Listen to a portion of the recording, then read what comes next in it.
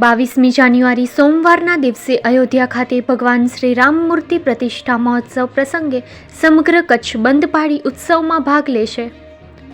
આગામી સોમવાર 22મી જાન્યુઆરીના રોજ અયોધ્યા ખાતે ભગવાન શ્રી રામની મૂર્તિ પ્રતિષ્ઠા મહોત્સવ પ્રસંગે કચ્છના વેપારીઓ ઔદ્યોગિક એકમો દ્વારા અડધો દિવસ બંધ પાળી આ મહોત્સવ ઉમંગભેર મનાવવામાં આવશે।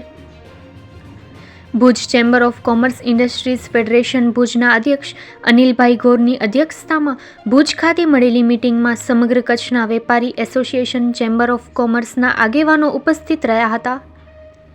આ અંગેની વિગતો આપતા શ્રી અનિલભાઈ ગોરે જણાવ્યું હતું કે Bhuj chamber of commerce industries federation દ્વારા સોમવારે ધંધા રોજગાર બંધ રાખી 500 વર્ષ પછી આવી રહેલ પ્રસંગ એટલે કે શ્રી રામ ભગવાનની મૂર્તિ પ્રતિષ્ઠા પ્રસંગને મનાવવા માટે કચ્છના તમામ મર્ચન્ટ એસોસિએશન વેપારી આગેવાનો, ઉદ્યોગકારો, સિનેમા ઉદ્યોગ સહિત ધંધા રોજગાર બંધ રહેશે અને રજા પાડશે। કેન્દ્ર સરકાર અને રાજ્ય સરકાર દ્વારા પણ અડધા દિવસની રજા જાહેર કરવામાં આવી છે, ત્યારે તમામ લોકો આ પ્રસંગને માણી શકે તે માટે સોમવારે રજા રાખવાનો નિર્ણય chamber of commerce industries federation Bhuj દ્વારા લેવાયેલ નિર્ણયને ટેકો જાહેર કર્યો છે। શ્રી અનિલભાઈ ગોરે જણાવ્યું હતું કે એ દિવસે સૌ પોતપોતાની સોસાયટી, મહોલ્લા, ઘરે ભગવાન રામની પૂજા કરશે, દીવા કરશે અને આરતી કરશે, રામધૂન કરશે, તેમજ સાંજે પણ અનેક જગ્યાએ આતશબાજી અને મહાઆરતી સહિતના પ્રસંગો મનાવવામાં આવશે। આ તમામ પ્રસંગો તમામ લોકો માણી શકે તે માટે વેપારીઓ દ્વારા બંધ રાખી તેમના કર્મચારીઓને રજા આપવામાં આવશે, જેમાં સિનેમા ઉદ્યોગ પણ સામેલ થયો છે। આ ઉપરાંત ઇન્ડસ્ટ્રીઝ માલિકો પણ તે દિવસે પોતાના ઔદ્યોગિક એકમ બંધ રાખી કર્મચારીઓને પ્રસંગ મનાવવા માટે રજા આપશે। ડોક્ટર એસોસિએશન, એડવોકેટ એસોસિએશન સહિત લગભગ સંસ્થાઓ chamber of commerce and industries ફેડરેશનના નિર્ણય સાથે સહમત થયા છે। તેમણે જણાવ્યું હતું કે 500 વર્ષ પછી જ્યારે રામ ભગવાન અયોધ્યામાં રામ મંદિરની અંદર બિરાજશે, એક ક્ષણ દરેક ભારતીય માટે ખૂબ મહત્ત્વની છે। ખરેખર દિવાળીનો પર્વ આપણે કહીએ તો એ 22 તારીખે છે। તો કેન્દ્ર સરકારે પણ અડધા દિવસની રજા પાડી છે, ગુજરાત સરકારે પણ અડધા દિવસની રજા પાડી છે, બેન્કો પણ અડધા દિવસ માટે બંધ રહેશે।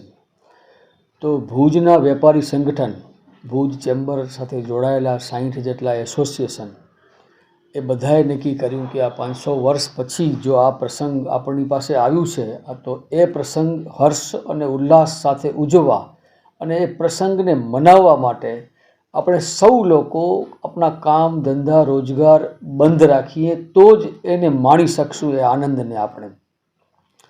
તો કાલે ચેમ્બરની મિટિંગ બોલાવવાની હતી અને બધા જ લોકો હાજર રહ્યા હતા અને સર્વાનુમતે એ નિર્ણય લેવાયો કે આપણે સોમવારે બંધ રાખીએ 22 તારીખે આપણા કામ ધંધા બધા પણ, અને આ આનંદના ભાગીદાર થઈએ અને અલગ અલગ પ્રવૃત્તિઓ કરીએ। દરેક જગ્યાએ દીવા, રાત્રે સાંજે આતશબાજી કરીએ આપણે ચેમ્બર દ્વારા, અને જે પણ ધાર્મિક કાર્ય આપણાથી થઈ શકે એ બધી જગ્યાએ વેપારીઓ ધાર્મિક કાર્યક્રમ કરશે, રોશની પોતપોતાના વિસ્તારમાં શણગાર કરશે, સોસાયટીઓમાં, ફળિયાઓમાં આવું નિર્ણય લેવાયું છે। અને એ નિર્ણયને આખા કચ્છે ટેકો આપ્યું છે। ગાંધીધામ ચેમ્બરે પણ સંયુક્ત નિર્ણય લીધું છે કે ભુજ ચેમ્બરે જે નિર્ણય લીધું છે એની અંદર અમારો ટેકો છે અને અમે ગાંધીધામને પણ બંધ રખાવશું, રજા પડાવશું।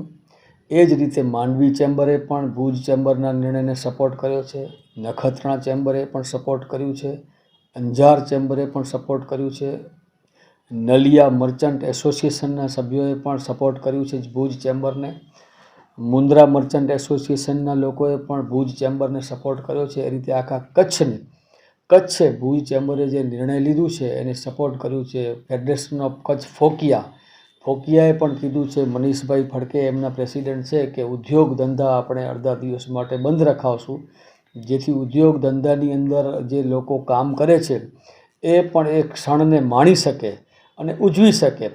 તો 22 તારીખે સૌ ભારતીયો, દરેક સમાજના લોકો આ ઉત્સવ મનાવી શકે એટલે આપણે રજા રાખી છે અને ધંધા રોજગાર બંધ રહેશે। સિનેમા પણ સાંજે 6 વાગ્યા સુધીના શો બંધ રહેશે। આઈએમએ ડૉક્ટર એસોસિએશને પણ સંમતિ આપી છે કે અમે એ દિવસે અમારા કામ ધંધા બંધ રાખશું, માત્ર ઇમરજન્સી સેવા જ ચાલુ રહેશે. Tax consultant, income tax, advocate બધા જ આવી જાય છે અને એ દિવસે સંપૂર્ણ ભુજ બંધ રહેશે.